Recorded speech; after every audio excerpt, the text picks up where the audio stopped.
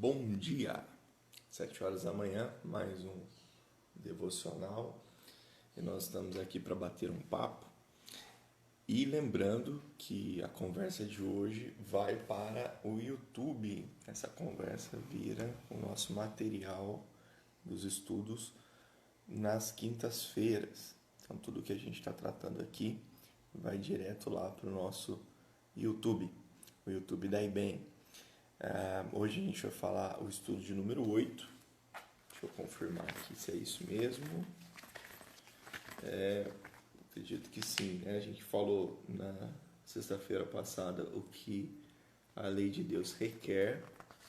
E hoje a gente vai falar qual é a lei de Deus declarada nos 10 mandamentos. Poxa, que bacana esse texto. Lembrando que tem algumas pessoas que trabalham ainda mais nessa linha aí dos mandamentos. Deixa eu ver aqui só a minha conexão para a gente poder começar de fato. O Jacó já está aqui. Fala, Esdras. Beleza? Acho que está travando aqui o meu. Vamos ver se eu consigo colocar.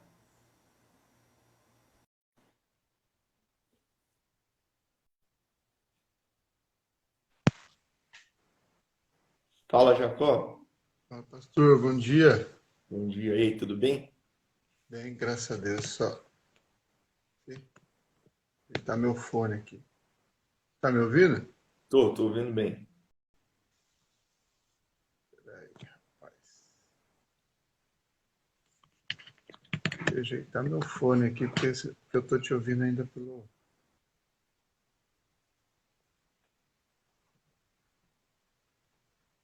Mas pode ir falando aí pra eu ir testando aqui. Beleza, então. Senão fica tudo muito quieto, né? Eu vou ler, enquanto você vai arrumando aí, eu vou ler Uhum. um texto, Êxodo 20, que é o nosso texto base, para a gente falar um pouquinho de lei. Aí, deu certo. No nosso livro aqui, ele fala Êxodo 20, o verso 3, né? Mas Uhum. vamos ler um pouquinho mais aqui. Então vamos lá, Êxodo 20. Então Deus falou todas essas palavras. Eu sou o Senhor teu Deus que te tirou da terra do Egito, na casa da escravidão. Não terás outros deuses além de mim.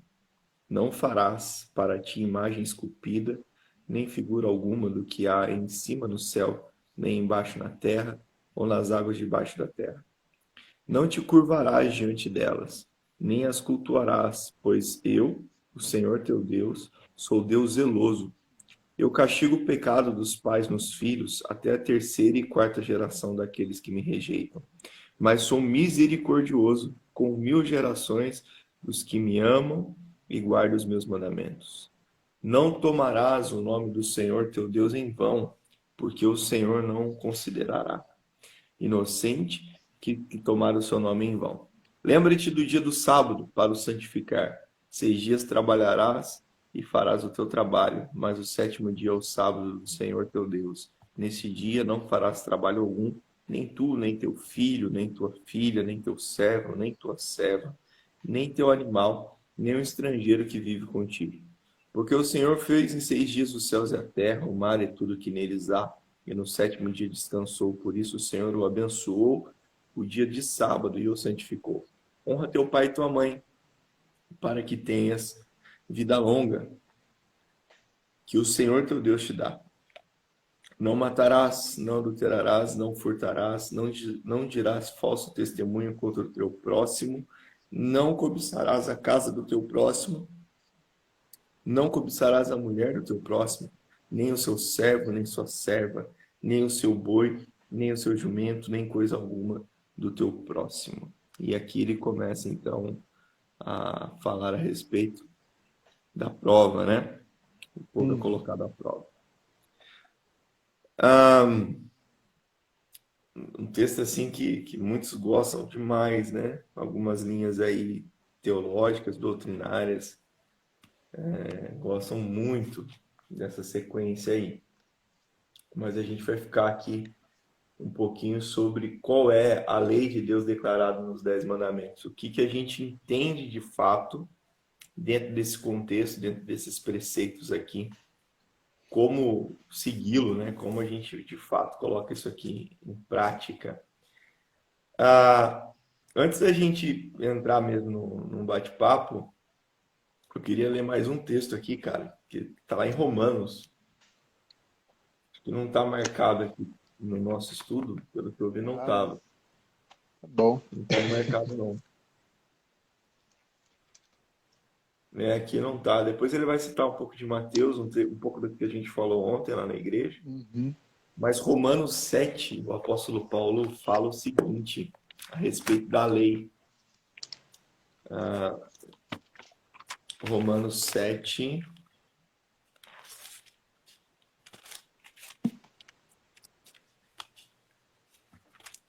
Romanos 7, 7. Acho que é isso mesmo, Romanos 7, 7. Ó, que Uhum. diremos? A lei é pecado? Que diremos? A lei é pecado? De modo nenhum. Contudo, eu não conheceria o pecado se não fosse pela lei, porque eu não conheceria a cobiça se a lei não dissesse: não cobiçarás. Mas o pecado, aproveitando-se da ocasião dada pelo mandamento, provocou em mim todo tipo de cobiça, porque onde não há lei, o pecado está morto.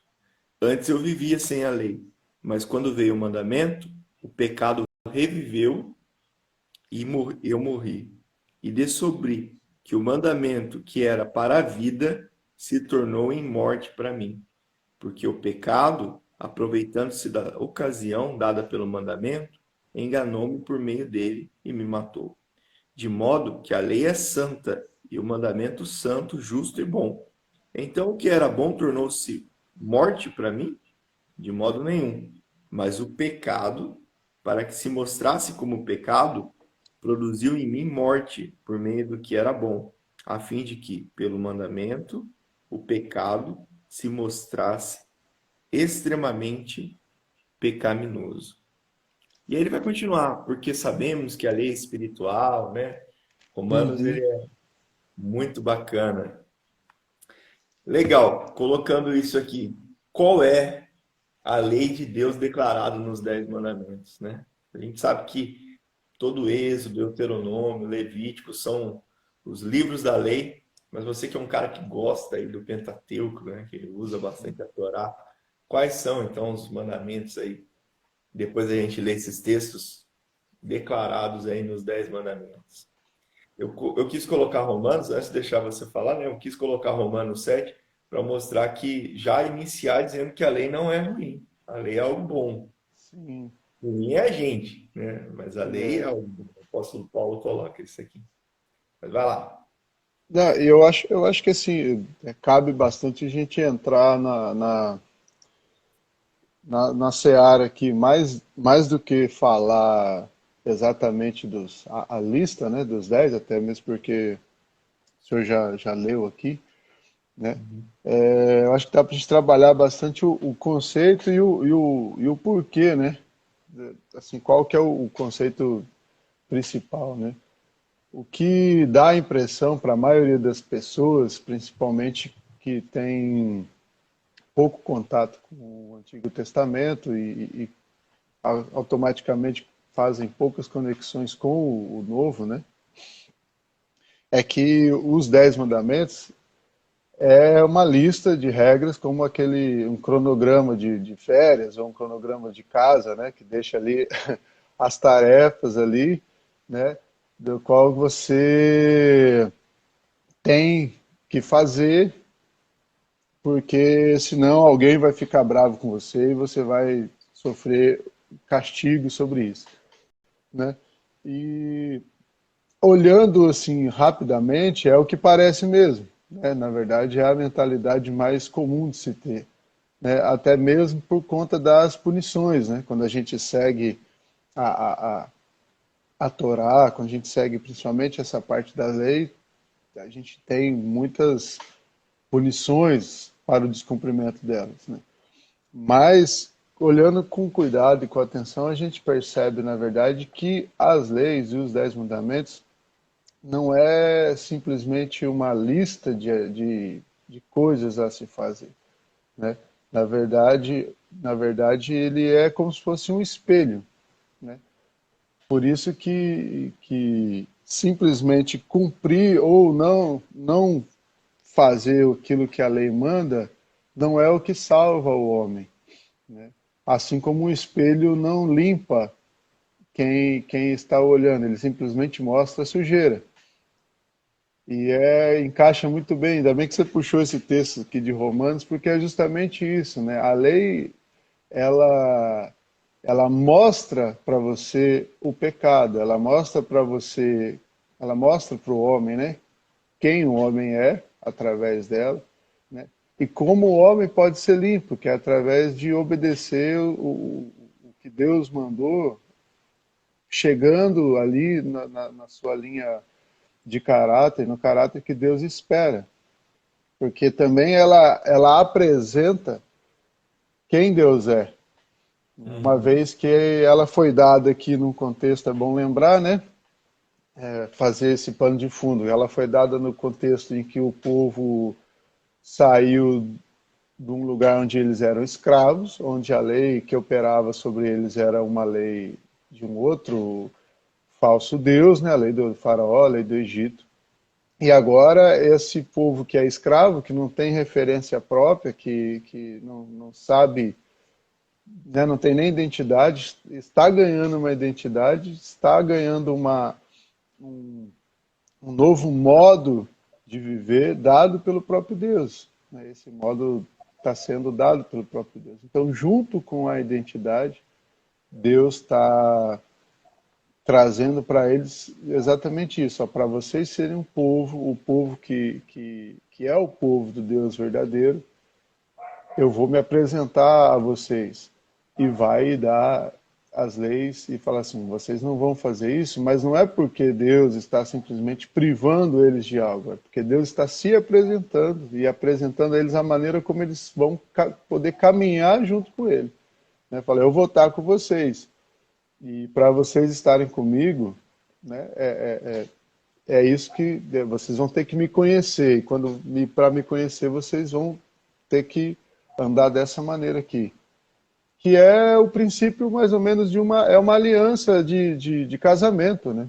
É um princípio aqui de, de casamento. Inclusive, o versículo 3 tem um comentário aqui da Torá que fala bem isso, né? Que a linguagem do casamento geralmente é utilizada, né, bastante utilizada metaforicamente para o relacionamento de Deus com Israel, como é o caso deste mandamento, que é o do versículo 3, né? Não terás outros, né? Ele vai falar, não terás outros deuses além de mim, né? Então, assim, essa coisa da fidelidade, assim como Deus não, naquele momento, Deus estava separando a sua presença, né, para Israel, ele estava pedindo que Israel também se separasse para ele, como uma noiva se separa para o noivo. E depois a gente tem a continuação desse conceito aí. Acho que de O início. John Biden do Peregrino, ele coloca assim, se um rei der algumas ordenanças, qualquer quebra de uma dessas ordenanças é como se quebrasse tudo. Uhum, Essa transgressão da lei em si, né, que era algo que ia acontecer, não tinha como também não acontecer, é, ela expressa a necessidade de um redentor, né? Não é isso que o Biden vai dizer aqui, mas a necessidade de alguém que cumpra de fato a lei, para que é. o homem consiga cumprir, né? O Biden dá uma pesada, que se lê só o texto do Biden, o pessoal, a gente fica em crise, né? A gente precisa entender que o John Biden também ele era puritano, né? Tem toda essa Uhum, questão. John Biden é autor de um dos livros mais vendidos do mundo, né? Ele foi autor de um dos livros mais vendidos do mundo, já falecido. Eu acho legal o nosso livro porque ele trabalha tanto uma linha dos puritanos, dos ortodoxos, e depois ele vai para uma questão contextualizada, né? Para quem não sabe, é esse livro que a gente está seguindo aqui, ó, Nova Cidade, da Fiel. E se quiser, a gente dá umas dicas também aí dele. Tem bastante material também já no YouTube. Eu vi que eles colocam todos esses estudos nossos estão lá de forma menores, né? Mais reduzidas, mais assim. A própria editora Fiel lançou lá. A gente aqui Legal. tenta dar um pouquinho mais, né? A gente tenta falar um pouquinho além do que o texto nos traz. Lá é bem direto daquilo que está aqui na resposta. Mas a gente precisa lembrar dessa linha do Barney, né? Ele era puritano, Uhum. tinha essa teologia toda, essa bagagem para falar a respeito disso. Porque, de fato, para ele, se transgrediu um, não adianta guardar os outros, né? Ele quer dizer, dentro desses 10, É, falhou em um, já está perdido. é E aí, porque quando a gente para a linha do John White, ele vai explicar um pouquinho mais esse contexto, né, uhum, da graça, quando, mas não abandonando a lei em si, né? sim, Esse relacionamento com Deus, esse conhecer a Deus, esse casamento. Ontem a gente falou um pouquinho sobre isso, de aquele que acabou de conhecer o Evangelho, né? A gente às vezes quer colocar um peso sobre esse, parecido com aquele que já está conhecendo a Deus há algum tempo. Mas esse casamento, ele vai gerando essa intimidade, esse conhecimento acerca do outro, né? Esse caminhar junto, se conhecer. sim. Paz do Senhor, Pastor Luiz. Ó, Pastor Luiz, rapaz, gente Ah, boa demais. Um abraço aí para a família, para a esposa. o Elcimar também eu vi que entrou aqui, um amigão nosso aí. Cara bom é bom de bater papo também sobre Bíblia. Elcimar tem que marcar às 5 da manhã, porque o bicho também Ah, é? gosta de falar e muita coisa bacana, vou ouvi-lo também. Mas só ainda um ponto sobre o ponto do Barney aqui, é que assim, a lei toda, como a gente falou, ela tá sendo um espelho aí, ó, o Silmar dando toque, abraçou, Silmar. É, a lei toda, ela tá sendo essa apresentação, né? Ela está apresentando para o homem como ele, que a sua capacidade de falha, né? Uhum. E ao mesmo tempo que ela apresenta para o homem também a santidade de Deus, né? Por isso a questão da observação integral é importante, porque né, é, quantos pecados o homem precisa para não ser mais santo? Né? A não ser, né, quando a gente for para uma lei, para a lei dos homens, né? Quantos assaltos é preciso para uma pessoa se tornar um assaltante? Né? Então, essa observância integral, né, era uma vez que o povo não tinha o conceito pleno daquilo que Deus estava fazendo, que é lógico que Deus está preparando aqui essa sua apresentação para culminar em Cristo, né? Mas um povo que era escravo, né? Que ele só sabia obedecer, estava entrando num relacionamento novo, estava entrando nesse relacionamento de liberdade, mas como também está citado no texto aqui, eles conheciam essa questão de ser escravo. Deus está agora mostrando para eles que eles estão num outro reino, né? Que eles são vassalos, e isso é um termo, e é um tipo de documento que eles até conheciam, era próprio da época, né? Eles são servos de um outro reino, que se apresenta para eles com características bem diferentes daquilo que eles conheciam, né? Então não tinha como participar desse reino pela metade ou com 90%, né? Para estar nesse relacionamento, para estar dentro dessa aliança, assim como Deus ia cumprir, né? E cumpriu tudo aquilo que ele falava, né? Era preciso que o povo fosse educado na observância dessa aliança de maneira integral, né? E é lógico, depois a gente vai vendo ao longo da história que a graça de Deus e a misericórdia sempre teve, né? Porque o povo errou, não muito mais para frente a gente vê que precisou, né, Moisés, isso, e é legal, assim, nessa parte de Êxodo aqui, que o senhor leu, o povo está ouvindo, né, Deus falando, né, e depois que eles quebram, tem a história do bezerro de ouro, que daí já é lá para o Deuteronômio, Moisés vai reescrever e tal. Mas é bem interessante que essa primeira colocação das leis é uma conversa, né? Vem depois em forma de um documento, mas é uma conversa. O povo todo ouve. Por isso que é até chamado pelos judeus de as 10 palavras, né? As 10 palavras. É aquilo que... E, na verdade, que depois são baseado nessas 10 palavras que vai vir aí mais de 300 preceitos. Se a gente for olhar a profundidade, quando a gente vai para Levíticos, né, a gente vê cada uma dessas palavras, cada um desses mandamentos sendo aprofundado, sendo explicado, tendo a reparação legal diante de um juiz, diante de Moisés, né, a princípio da parte sacerdotal ali. Porque o povo não fica só com o não, né? Ó, não faz e pronto. Não faz senão você morre. Mas tem toda a questão das reparações, depois vai entrar questões de sacrifício. Então, assim, Deus vai se apresentando da maneira como ele falou para Moisés lá, né? Eu sou o que sou, né? Você vai me conhecendo conforme você vai andando comigo.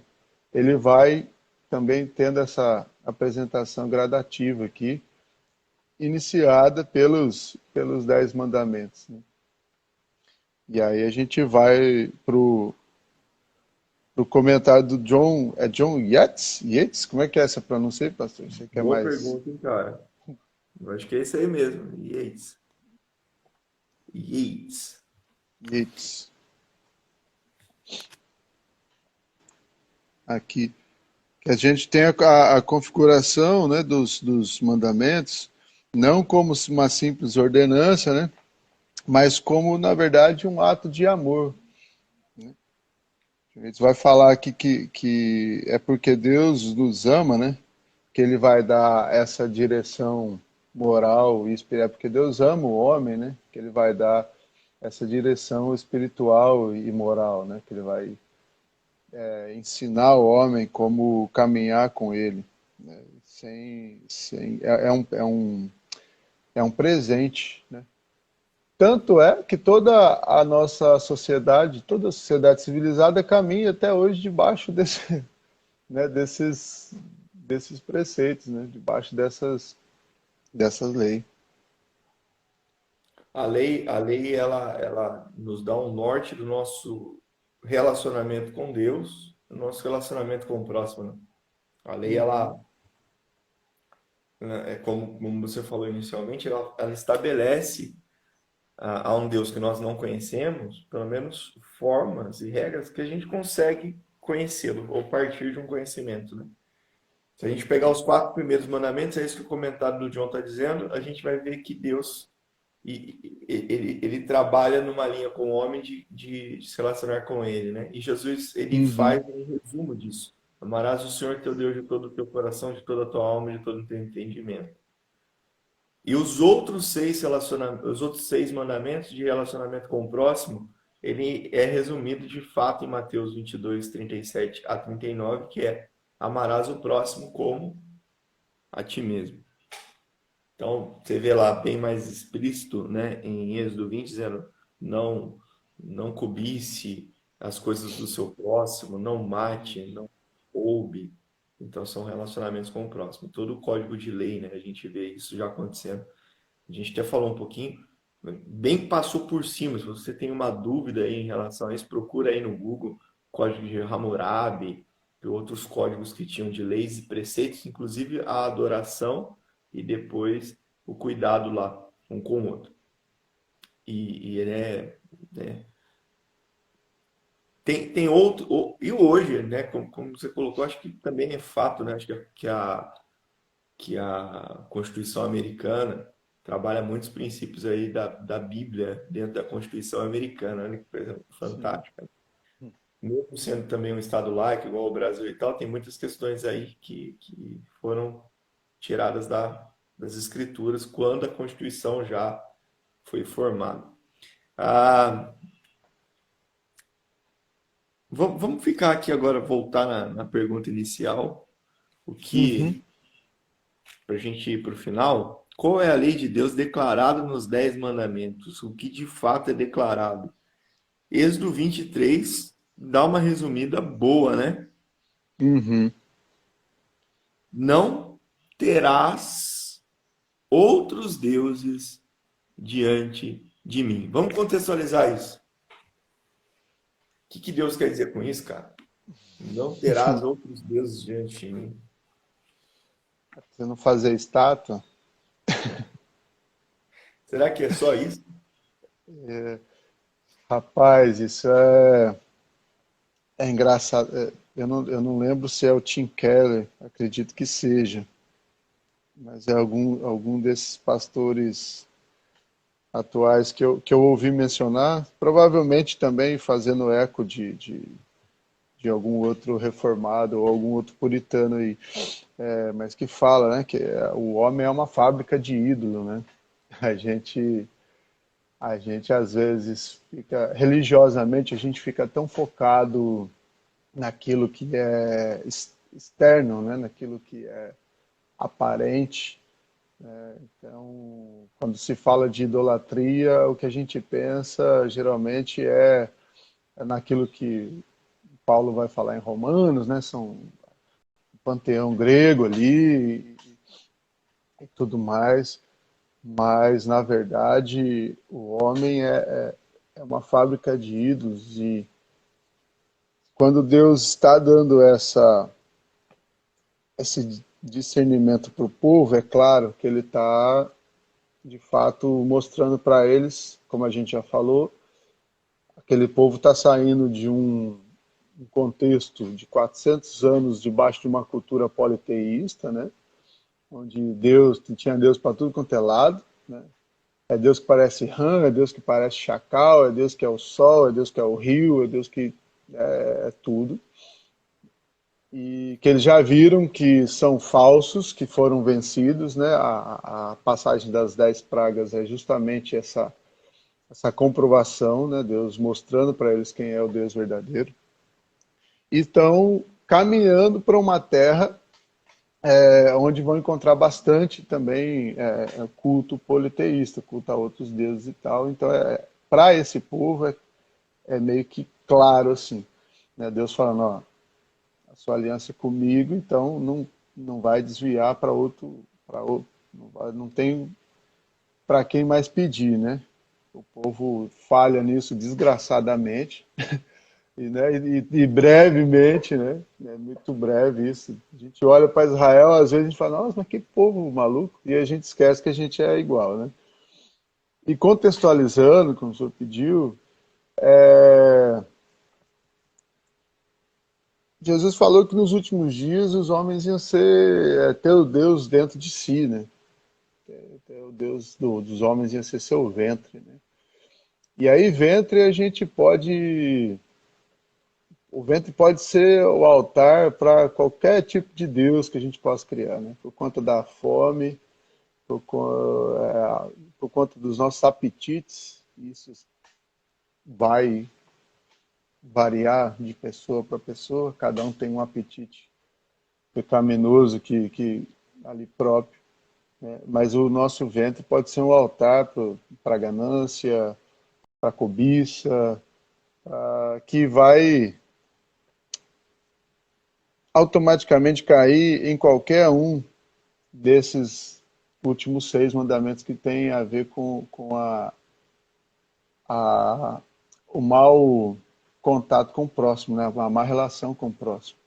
Então, quando Deus está pedindo para não ter outro Deus além dele, é poder depender dele somente, né?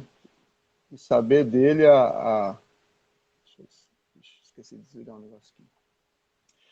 Ter nele a fonte de, de, de vida, ter nele a fonte de maneira de caminhar, para que a gente possa viver da maneira como ele quer, né? Porque se a gente não observar o primeiro mandamento, ou se a gente não observar esse mandamento de servir, né, somente a ele, automaticamente a gente vai acabar servindo os nossos apetites, automaticamente a gente vai ser levado a adorar, né, a se prostrar diante de um Deus falso, e aí, como a palavra diz, você vai falhar em um, você acaba falhando em todos. Porque se a gente serve a qualquer um dos nossos apetites, além, nós vamos desonrar a Deus e automaticamente a gente vai desonrar o próximo, né? Quem não tem a lei de Deus no seu coração, ele vai, vamos colocar algum aqui, ele vai ser ganancioso, ele vai ser ansioso, ele vai querer tomar conta da própria vida pelas mãos dele, né? Então isso vai gerar nele ganância. A ganância vai acabar fazendo ele talvez furtar, talvez roubar, como a gente vê nos nossos dias, né? Muita gente fazendo isso, e todos os outros, e a falha em todos os outros mandamentos que tem aqui, né? Toda vez que Deus não é honrado, o nosso próximo é que paga pelo nosso pecado, então é evidente que não ter a dependência somente em Deus faz a gente descumprir todos os mandamentos. Por cima, assim,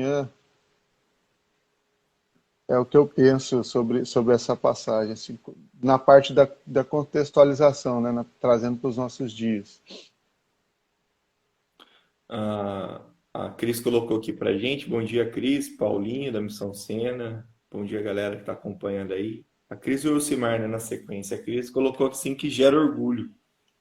Dentro dessa Uhum. linha gera orgulho, né? E o Elcimar colocou: a nossa reverência e adoração se revela pela nossa dedicação. Dedicação. Legal. É verdade. Verdade. Bacana. É verdade. É, muito bem pensado. Jacó, a gente tem a capacidade de inclusive, achar que não temos outro Deus diante de nós e, mesmo assim, não estar adorando de fato o Deus vivo. Uhum. É essa característica aí. Eu lembro que naquele bate-papo com o Zé Bruno, Acabei de lembrar também, quando você lembra falou. Aham. que você fez uma pergunta e eu vou fazer a mesma pergunta para você aí. É possível ser idólatra, inclusive, em relação a Deus? É, o pior que é, né? O pior que é. Segundo até o pensamento do Zé, né? É, a idolatria se dá justamente na comercialização da sua adoração, né? O povo, qual que era a diferença dos povos dali da região, né, onde Israel estava sendo, Israel estava caminhando com Deus, em relação a Israel, né? O que Deus estava propondo de novo, né? Já que eles conheciam a relação com outros deuses. Era justamente essa a diferença, né? Israel conhecia o culto a deuses que eram... eles, qualquer povo não sabia qual era o humor do seu Deus. Eles tinham ali a forma, de repente, eles imaginavam a forma ali do seu Deus e como eles poderiam talvez agradá-lo para receber algo em troca, né? Precisava de chuva, porque precisava do trigo, porque precisava comer, precisava fazer comércio, né? Precisava de tempo bom para que eles pudessem trabalhar a terra, para que eles pudessem navegar, enfim, e todos os povos tinham a adoração comercial, né? Eles Uhum. prestavam um culto para que eles pudessem ganhar algo, para que se o Deus se agradasse, pudesse respondê-los com algo positivo, né? E Deus, o Deus de Israel é diferente, né? Não é Israel que procura Deus, é Deus que vai lá atrás deles. Não é Israel que inventa uma maneira de adorar a Deus, é Deus que os orienta, né, em Uhum. como chegar a eles. E não é um Deus que Israel precisa ficar procurando para saber o que ele está pensando, né? É ele que fala para Israel o que ele pensa, como ele é, e garante a presença dele no meio daquele povo.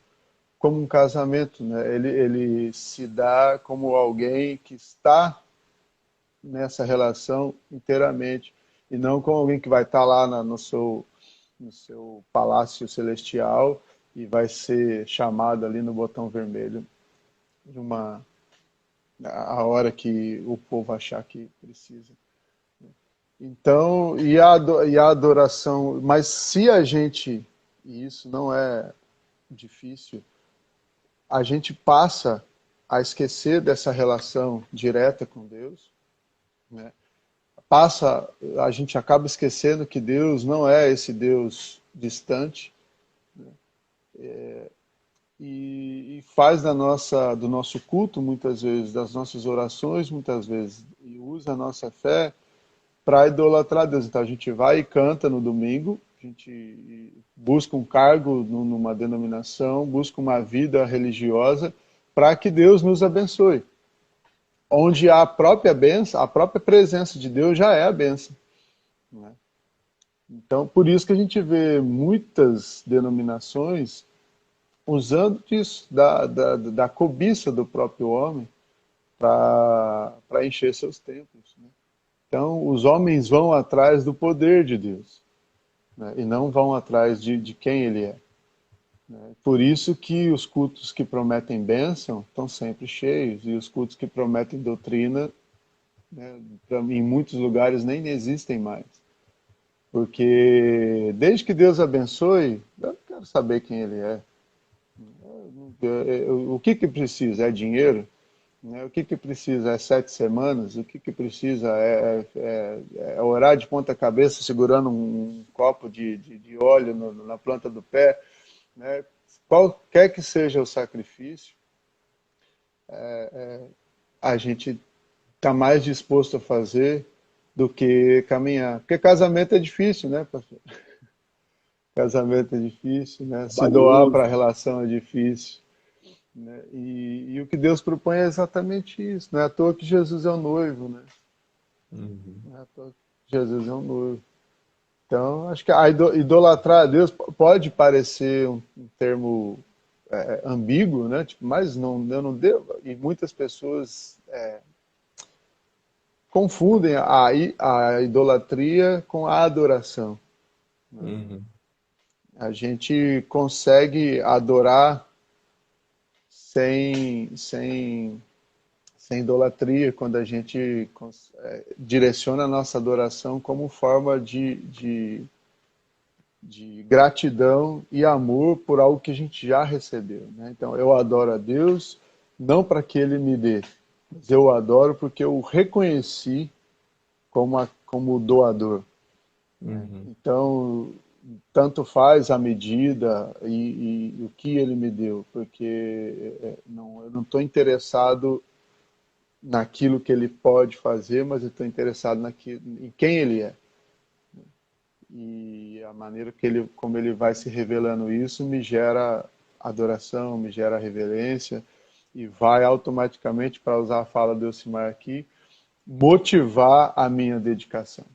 Quando a minha dedicação é motivada pelos meus interesses, eu estou buscando o poder de Deus, mas eu estou idolatrando a Deus, mas eu estou servindo a mim mesmo. Que é o que a gente falou sobre ter o Deus no seu ventre. Eu só estou buscando Deus porque Ele é quem tem o poder, mas a vontade é a minha. Agora, quando a motivação da minha dedicação é quem Deus é, né, eu me curvo diante do poder dele, porque eu reconheço que Ele é dono de todo o poder, né, mas a presença dele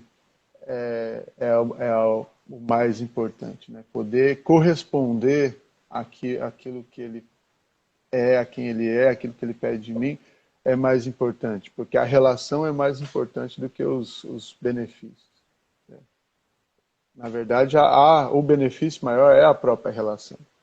Então, o coração do adorador vai estar sempre interessado em quem Deus é, enquanto o coração do idólatra vai estar interessado nos benefícios que ele tem a respeito disso.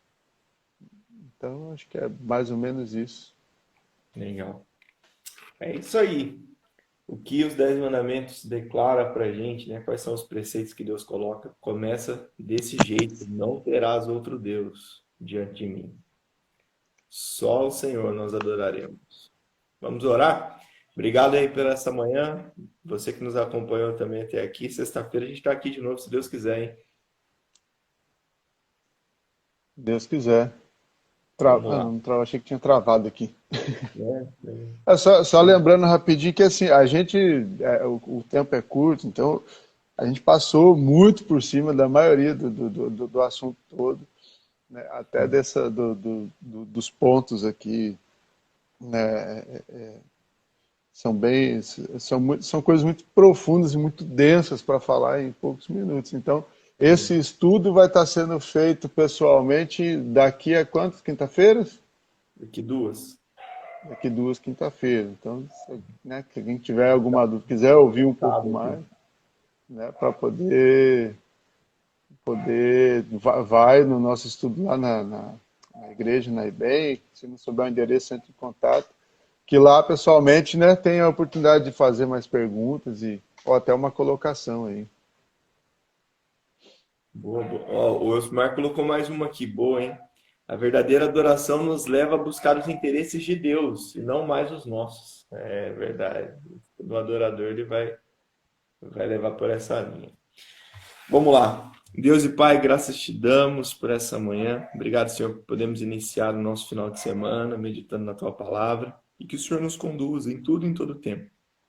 Seja, Senhor, com o trabalho com as mulheres hoje, que as tuas filhas sejam ministradas pelo Senhor, pelo teu Santo Espírito, direcionadas, que haja cura, que haja transformação, que haja renovo, que haja cuidado. Usa a vida da Paula e de todas as meninas aí diante do Senhor, ó Pai, que nós te pedimos.